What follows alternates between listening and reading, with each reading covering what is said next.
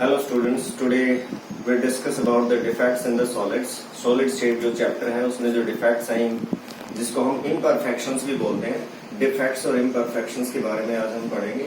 इसमें से question normally board में आता है 1 मार्कर या 2 मार्कर क्वेश्चन में से एक आध क्वेश्चन इसमें से नॉर्मली आता है। तो जो इम्पोर्टेंट पॉइंट्स है इसमें उसके बारे में मैं आपको बताऊंगा, तो आप ध्यान से सुनेंगे और इसको समझेंगे। इम्परफेक्शन और डिफेक्ट्स, कोई भी जो डेविएशन होती है आइडियल स्ट्रक्चर से, किसी भी सॉलिड के अंदर जो क्रिस्टलाइन सॉलिड है उसकी जो आइडियल स्ट्रक्चर है उससे कोई भी जो डेविएशन होगी उसको हम क्या बोलेंगे? इम्परफेक्शन बोलेंगे, डिफेक्ट बोलेंगे। इस बात में आपको ये समझना चाहिए कि आपने एंट्रोपी पढ़ी हुई है, थर्ड लॉ ऑफ थर्मोडायनेमिक्स पढ़ा हुआ है। थर्ड लॉ ऑफ थर्मोडायनेमिक्स हमें क्या बताता है कि at absolute zero temperature entropy of crystalline solid is zero. It means अगर आपके पास 0 केल्विन टेम्परेचर है तो क्रिस्टलाइन सॉलिड की एंट्रोपी 0 होगी, मीन्स आइडियल स्ट्रक्चर होगी उसकी, उसमें डिफेक्ट आने के चांसेस नेग्लिजिबल होंगे। लेकिन नॉर्मली टेम्परेचर क्योंकि जो एब्सोल्यूट 0 टेम्परेचर है उससे ज्यादा होता है मोस्ट ऑफ द केसेस में, सभी जगह पे पूरे वर्ल्ड में, तो इसलिए सॉलिड्स के अंदर कुछ डिफेक्ट्स आ जाते हैं टेम्परेचर की वजह से, इसलिए इनको हम थर्मोडायनेमिक डिफेक्ट्स भी बोलते हैं। These are also called thermodynamics defects. तो टाइप ऑफ डिफेक्ट्स की हम बात करेंगे यहाँ पे।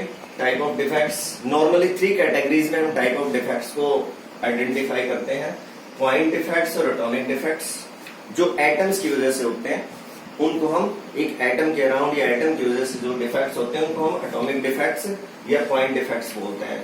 Electronic defects which are due to the electrons, extra electron आ जाए, इंटरस्टिशियल साइड में चला जाए तो उसको हम इलेक्ट्रॉनिक डिफेक्ट बोलते हैं।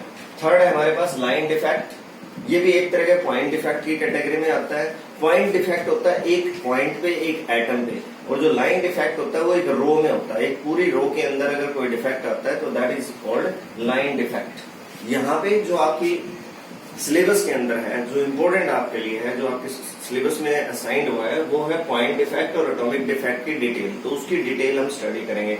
जैसे कि मैंने बताया, point defect, atomic defect due to the atoms, electronic defect due to the electrons, and line defect due to the defect along a row or the line. एक रो और लाइन में जो डिफेक्ट होता है उसको हम लाइन डिफेक्ट या रो defect भी बोलते हैं।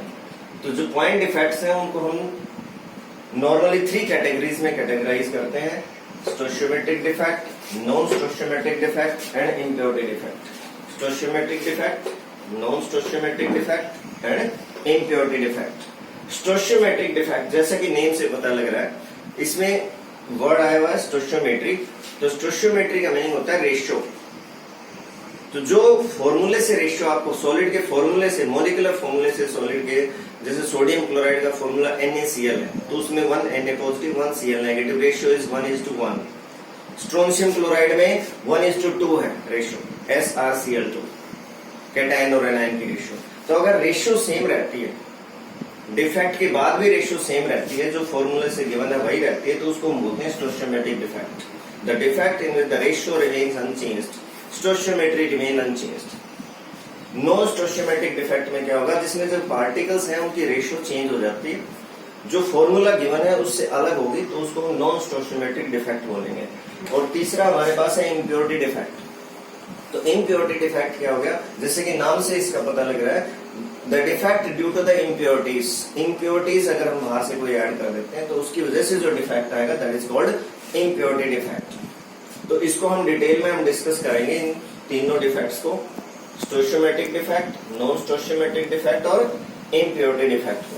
तो स्टोशियोमेट्रिक डिफेक्ट नॉर्मली 4 टाइप के स्टोशियोमेट्रिक डिफेक्ट्स होते हैं: Schottky defect, Frenkel defect, vacancy defect and interstitial defect. जो पहले 2 आपके पास ये वाले हैं, ये आयनिक सॉलिड्स में होते हैं, इन आयनिक सॉलिड्स। और ये वाले जो 2 हैं, वैकेंसी और इंटरस्टिशियल डिफेक्ट, ये नॉन आयनिक में होते हैं, in non-ionic solids. So, Schottky defect, Frankel defect, vacancy defect and interstitial defect. जो शॉर्ट के और फ्रैंकल डिफेक्ट है, ये आपके एग्जामिनेशन पॉइंट ऑफ व्यू से इन सभी डिफेक्ट्स में सबसे इंपॉर्टेंट है। ये एग्जामिनेशन पॉइंट ऑफ व्यू से शॉर्ट के और फ्रैंकल डिफेक्ट, इनके डिफरेंसेस भी आते हैं और 1 मार्क का क्वेश्चन भी आता है। तो शॉर्ट के डिफेक्ट एक साइंटिस्ट के नेम के ऊपर है ये डिफेक्ट, इसको हम डिटेल में हम डिस्कस करेंगे। एक जर्मन साइंटिस्ट था जिसको हम शॉर्ट की बोलते हैं, तो 1930 में उसने इस डिफेक्ट को डिस्कवर किया था, तो उसके नाम पे है ये शॉर्ट के डिफेक्ट। और फ्रैंकल डिफेक्ट एक रशियन साइंटिस्ट के नाम पे है, फ्रैंकल जिसका नाम था, तो उसको हम इसीलिए फ्रैंकल डिफेक्ट बोलते हैं। फिर वैकेंसी डिफेक्ट है, इंटरस्टिशियल डिफेक्ट है, इनकी डिटेल हम करेंगे आगे। फिर आपके पास नॉन स्टोशियोमेट्रिक डिफेक्ट, इसमें 2 कैटेगरीज होते हैं, मेटल एक्सेस डिफेक्ट और मेटल डेफिशिएंसी डिफेक्ट। अगर कैटायंस की संख्या एनायन से ज्यादा हो जाए, if the number of cations are more than the number of anions, then it is called metal excess defect, इसको भी डिटेल में करेंगे हम। फिर metal deficiency defect, when opposite हो जाए, अपोजिट क्या है, when anions are more than the cation, then it is called metal deficiency defect. और इम्प्योरिटी डिफेक्ट मैंने आपको बताया, इसको भी हम डिटेल में करेंगे। Impurity defect, the defect due to the impurities, presence of the impurities. Stoichiometric defects को कर रहे हैं पहले। Now we are doing this short stoichiometric defects. As we know, the stoichiometric defects are of 4 types. The defects in which the ratio of the cation and anion or ratio of the constituting particles but from which solid is formed or ratio of the cation and anion remains same as given by the formula are called stoichiometric defect, as I explained earlier. तो ratio same रहती है इसमें cation anion की, या जिन particle से मिलकर solid बना हुआ है उसकी वही रेशियो रहती है जो फॉर्मूले में गिवन है, तो उनको स्टोइचोमेट्रिक डिफेक्ट्स बोलते हैं। ये 4 टाइप्स के होते हैं, 2 आयनिक में और 2 नॉन आयनिक में। तो पहले आयनिक वाले, और ये दोनों इंपॉर्टेंट है आपके एग्जाम पॉइंट ऑफ व्यू से, both are important. Schottky defect and Frankel defect. Schottky defect, when equal number of cations and anions are removed. Equal number of cations and anions are removed from the lattice structure, then it is called Schottky defect. Equal number of cations and anions are removed. इसमें क्या होगा Frankel defect में, cation moves from the lattice site to the interstitial site, क्योंकि cation का size इसमें छोटा होता है, एनायन का बड़ा होता है, तो कैटायन कहाँ पे मूव कर सकता है, इंटरस्टिशियल साइड में मूव कर सकता है। देखो डायग्राम से भी आपको अगर दिख रहा हो, यहाँ पे डायग्राम, ये एक शॉर्टकी डिफेक्ट का डायग्रामेटिक रिप्रेजेंटेशन है।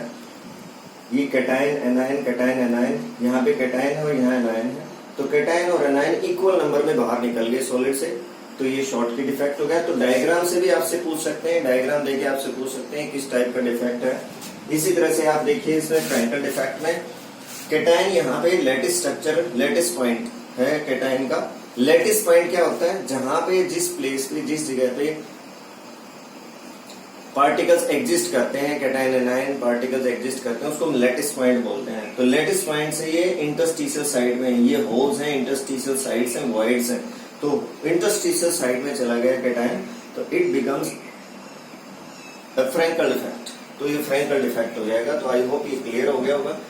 उसके बाद नेक्स्ट पॉइंट इसमें क्या है, ये ऐसे सॉलिड्स में होता है जिनका कोऑर्डिनेशन नंबर ज्यादा हो, जैसे एल्कली मेटल आयंस है। Alkali metal ions, alkali metals के जो सॉल्ट्स हैं, हैलाइड्स हैं, जैसे sodium chloride, potassium chloride, sodium bromide, potassium bromide, इनके अंदर ये वाला डिफेक्ट होता है, हैविंग हाई कोऑर्डिनेशन नंबर। ये किस में होगा, having low coordination number, solids having low coordination number. अब क्योंकि इसमें कैटायंस और एनायंस रिमूव हो गए हैं, तो डेंसिटी पे क्या इफेक्ट आएगा, डेंसिटी क्या हो जाएगी, decrease in case of Schottky defect. इसमें क्या होगा, no change of the density, क्योंकि कैटायन सिर्फ यहाँ पे लेटिस साइड से कहां पे गया, इंटरस्टिशियल साइड में, बाहर नहीं निकला। बाहर नहीं निकला तो डेंसिटी का कोई चेंज नहीं होगा, because mass and volume remain same. इसमें मास कम हो गया तो डेंसिटी डिक्रीज हो जाएगी। इसके केस में क्या होता है, ऐसे सॉलिड्स में होता है शॉर्टकी डिफेक्ट जिसमें साइज कैटायन एनायन का ऑलमोस्ट सिमिलर, ऑलमोस्ट इक्वल हो, सिमिलर हो, जैसे कि मैंने बताया एल्कली मेटल के हैलाइड्स में। ये ऐसे सॉलिड्स में होगा जिसमें कैटायन का साइज स्मॉल होगा और एनायन का साइज लार्ज होगा, बड़ा होगा। तो कैटायन का साइज स्मॉल और एनायन का बड़ा, तो कैटायन आसानी से किस में मूव कर सकता है, इंटरस्टिशियल साइड में। और कंडक्टिविटी दोनों केसेस में इंक्रीज होती है। जो इलेक्ट्रिकल कंडक्टिविटी है शॉर्टकी डिफेक्ट में भी इंक्रीज होती है, और जो आपके पास फ्रैंकल डिफेक्ट है उसमें भी इंक्रीज होती है। एग्जाम्पल मैंने बता दिया पहले आपको, इसमें sodium chloride, potassium chloride, sodium bromide, potassium bromide, इसमें लो कोऑर्डिनेशन नंबर वाले जैसे silver chloride, silver iodide, zinc sulphide. Diagrammatically मैं बता चुका हूँ आपको, सिल्वर ब्रोमाइड ऐसा सॉलिड है जिसमें दोनों टाइप के डिफेक्ट्स होते हैं, Schottky as well as Frenkel defect, दोनों टाइप के डिफेक्ट्स किसमें मिलते हैं, सिल्वर ब्रोमाइड के अंदर हमें मिलते हैं। तो ये एग्जाम्पल पूछ लेते हैं बहुत बार कि सिल्वर ब्रोमाइड या कौन सा ऐसा है जिसमें दोनों टाइप के डिफेक्ट्स होते हैं, तो that is silver bromide AgBr, उसमें शॉर्ट के डिफेक्ट भी और फ्रैंकल डिफेक्ट भी। अब इसमें हम जो नॉन आयनिक के अंदर होते हैं, फर्स्ट और सेकंड कौन सी है, स्टोशियोमेट शॉर्ट के डिफेक्ट एंड फ्रैंकल डिफेक्ट, जो ज्यादा इंपॉर्टेंट है, बहुत इंपॉर्टेंट है, सभी डिफेक्ट्स में सबसे ज्यादा इंपॉर्टेंट वही दोनों है। फिर वैकेंसी डिफेक्ट और इंटरस्टिशियल डिफेक्ट, जैसा कि मैंने आपको पहले बताया, जो वैकेंसी डिफेक्ट और इंटरस्टिशियल डिफेक्ट है नॉन आयनिक सॉलिड्स के अंदर होते हैं, ज्यादा फेमस नहीं है। नॉर्मली टेम्परेचर की वजह से, टेम्परेचर चेंज की वजह से वैकेंसी डिफेक्ट होता है। तो वैकेंसी डिफेक्ट में क्या होगा, एटम गेट रिमूव्ड, एटम और particle gate removed from the solid, solid की जो लेटेस्ट स्ट्रक्चर होती है उसके अंदर से एटम और पार्टिकल रिमूव हो जाता है, तो एक वैकेंसी क्रिएट हो जाती है और that is called vacancy defect. इसमें डेंसिटी क्या हो जाएगी, डिक्रीज, डेंसिटी गेट डिक्रीजेस। जैसे कि आप डायग्राम से भी देख पा रहे हैं, एक सॉलिड बना हुआ है ए पार्टिकल से, और यहां से ये एटम ए निकल गया, बाहर निकल गया, वैकेंसी क्रिएट हो गई, सो इट बिकम्स वैकेंसी डिफेक्ट। क्योंकि ये वैकेंसीज बहुत कम होती हैं तो कंडक्टिविटी इंक्रीज जरूर होती है, लेकिन कम, बहुत लेस अमाउंट में, बहुत स्मॉल अमाउंट में, बहुत थोड़ी सी इंक्रीज होती है कंडक्टिविटी। तो कंडक्टिविटी इंक्रीज होती है वैकेंसी डिफेक्ट के अंदर। डेंसिटी क्या हो जाएगी इसमें, डिक्रीज। कई बार क्वेश्चन इस तरह से भी पूछ लेते हैं कि कौन सा ऐसा डिफेक्ट है जिसमें डेंसिटी डिक्रीज होती है, तो आपको पता है शॉर्ट की डिफेक्ट था एक तो, और एक ही वैकेंसी डिफेक्ट है जिसमें डेंसिटी क्या होती है, decrease. in which type of defect there is no change of the density, तो कौन सा डिफेक्ट था वो फ्रैंकल डिफेक्ट था हमारे पास। उस फ्रैंकल डिफेक्ट को हम डिसलोकेशन डिफेक्ट भी बोलते हैं। Frenkel defect is also called dislocation defect, क्योंकि उसमें डिसलोकेट हो जाता है, अपनी इंटरस्टिशियल साइड में चला जाता है।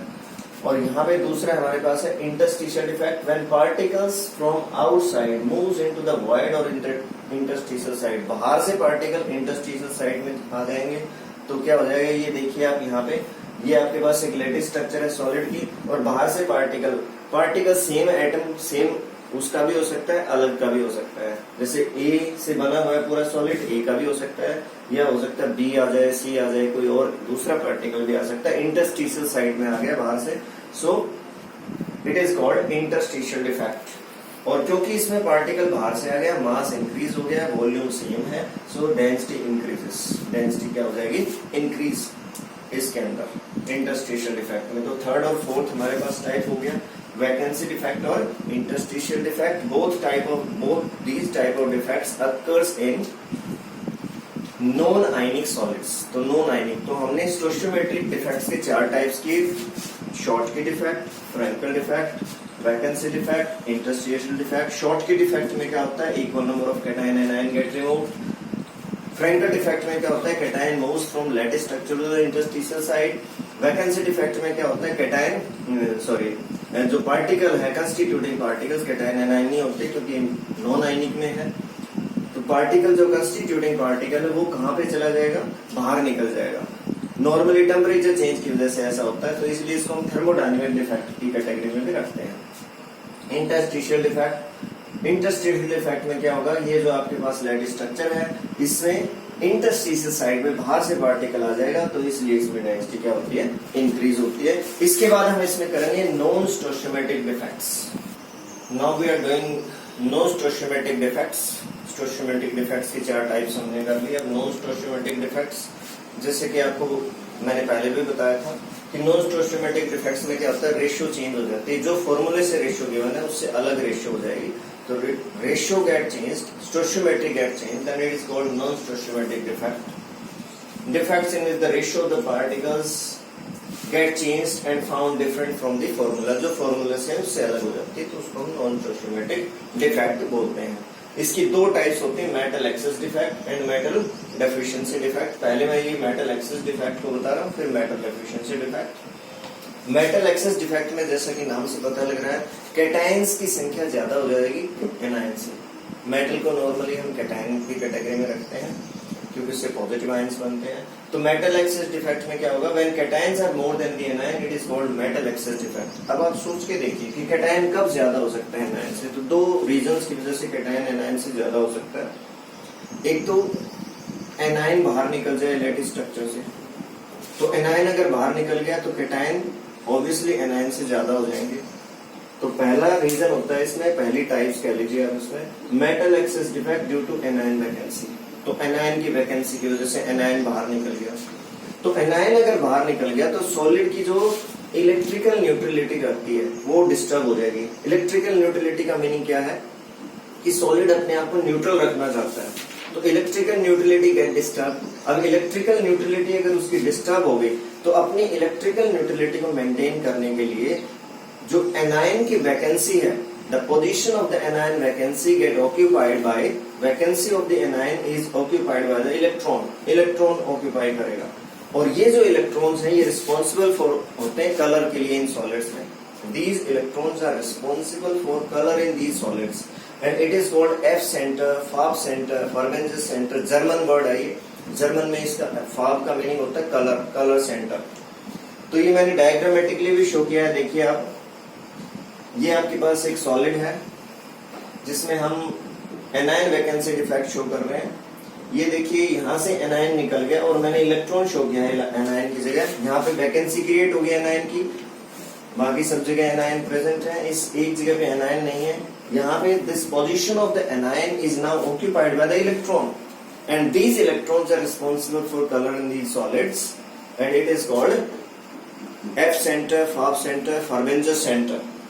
और ये एक नंबर में बहुत बार पूछा गया है क्वेश्चन, 1 मार्क का क्वेश्चन में बहुत बार पूछा गया है, व्हाट इज फाब सेंटर, फॉर्वेंजस सेंटर। तो फाब सेंटर, फॉर्वेंजस सेंटर क्या हुआ, when anion vacancy is occupied by the electron which are responsible for color in these solids, it is called Fab center, color center, Farbenzis center. For example, sodium chloride becomes yellow when heated. Sodium chloride आपको पता है हमारा जो table salt है, rock salt, नमक बोलते हैं जिसको, वो तो व्हाइट होता है, लेकिन उसी को अगर आप सोडियम की प्रेजेंस में हीट कर दे तो येलो हो जाएगा। तो आपसे रीजन पूछ सकते हैं कि why sodium chloride becomes yellow on heating. तो आपसे डायरेक्ट नहीं पूछा, इनडायरेक्ट क्वेश्चन पूछ लिया, तो उसका आंसर क्या होगा, sodium chloride becomes yellow on heating because it develops F centre, फाब सेंटर, फॉर्वेंजस सेंटर।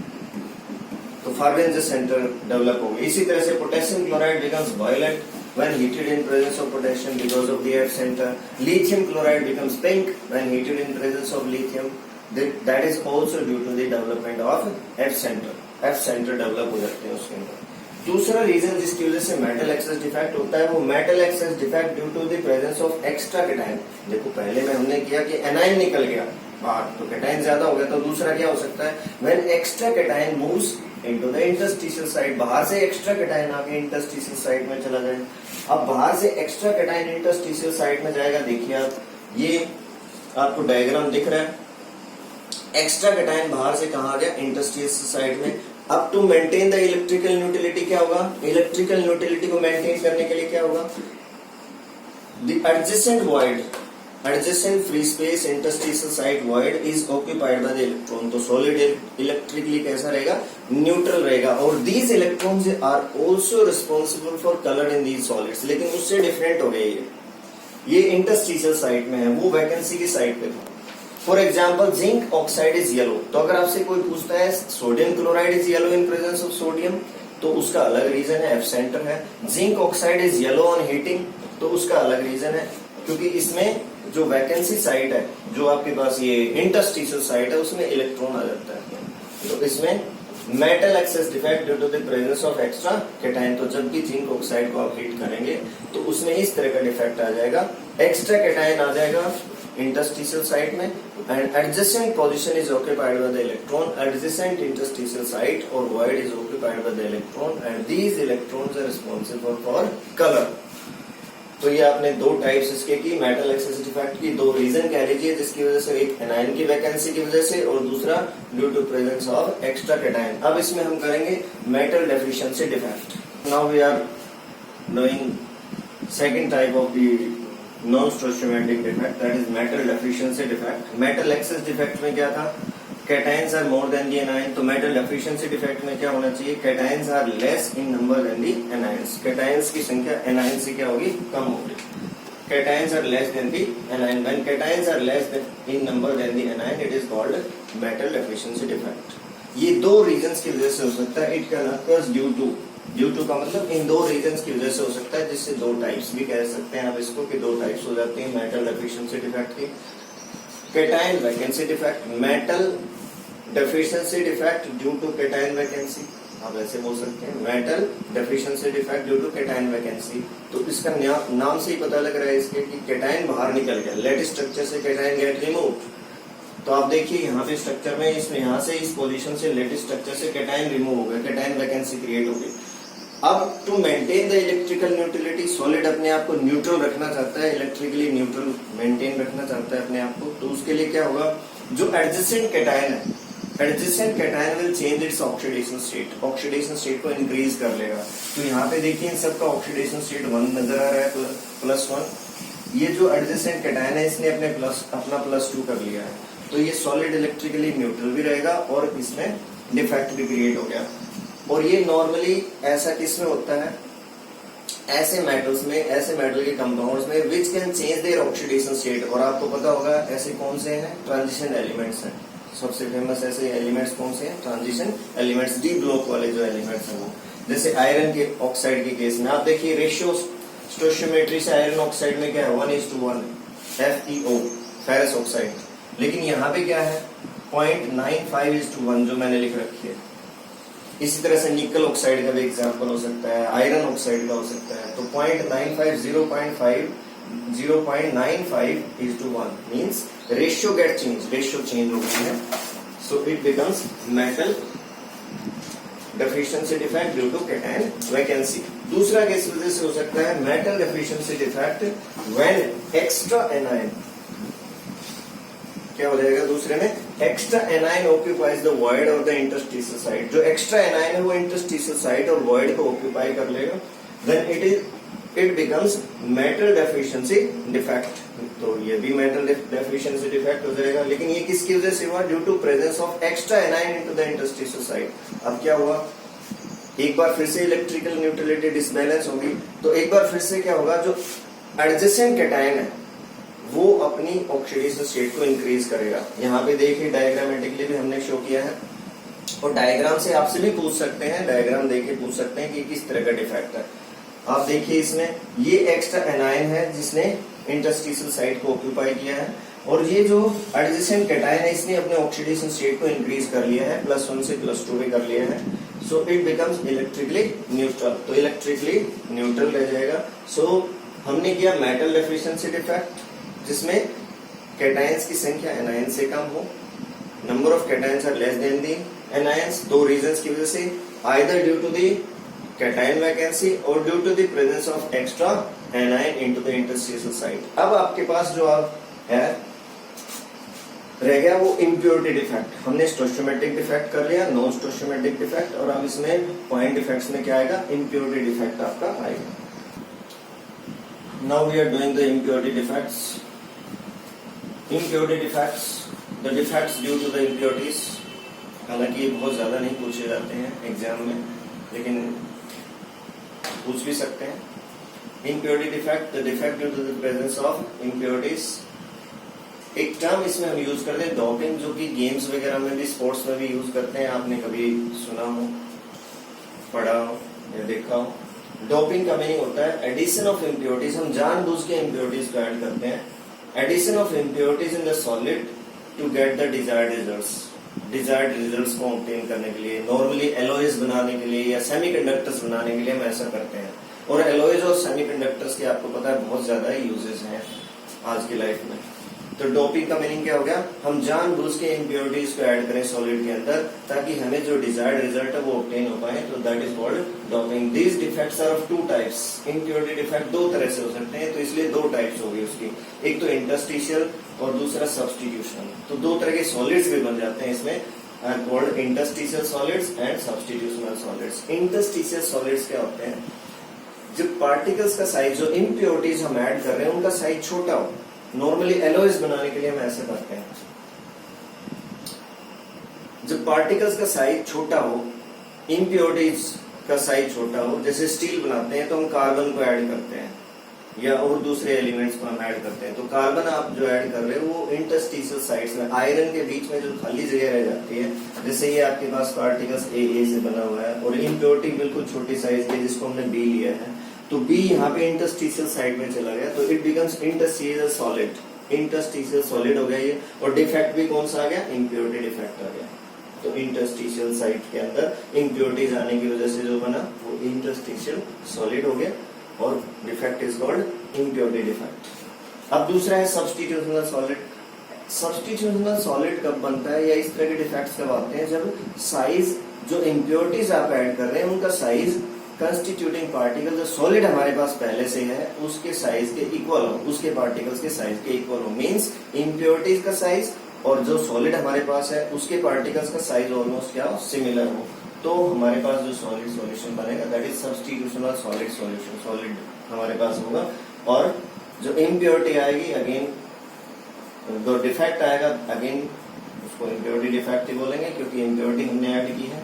अब यहाँ पे देखिए ये बी है और ये सारा ए है, सॉलिड हमारा ए है लेकिन इम्प्योरिटी क्या आ गई, बी। अब बी यहाँ पे इंटरस्टिशियल साइड में नहीं आ सकती क्योंकि उसका साइज ए के इक्वल है, तो ए को रिप्लेस कर दिया, डिस्प्लेस कर दिया उसने, तो it becomes the substitutional solid कैसे बने, when particles atoms get replaced by the particles of the impurities it becomes substitutional solid and the impurity defect created। और इससे हम क्या क्रिएट करते हैं, नॉर्मली सेमीकंडक्टर्स, जिनको हम आगे पढ़ेंगे, एन टाइप और पी टाइप ऑफ सेमीकंडक्टर्स को हम आगे डिटेल में पढ़ेंगे। अब इसमें चैप्टर के अंदर जो एक दो टॉपिक्स हमारे रह गए हैं, एक तो इसमें बैंड थ्योरी रह गई है, कंडक्टर, सेमीकंडक्टर, इंसुलेटर के बारे में अगली क्लास में मैं आपको बताऊंगा। जो पार्ट नंबर 7 होगा उसके अंदर हम करेंगे, और एक हम इसमें मैग्नेटिक प्रॉपर्टीज को करेंगे, फिर कुछ क्वेश्चंस वगैरह में हम डिस्कस करेंगे।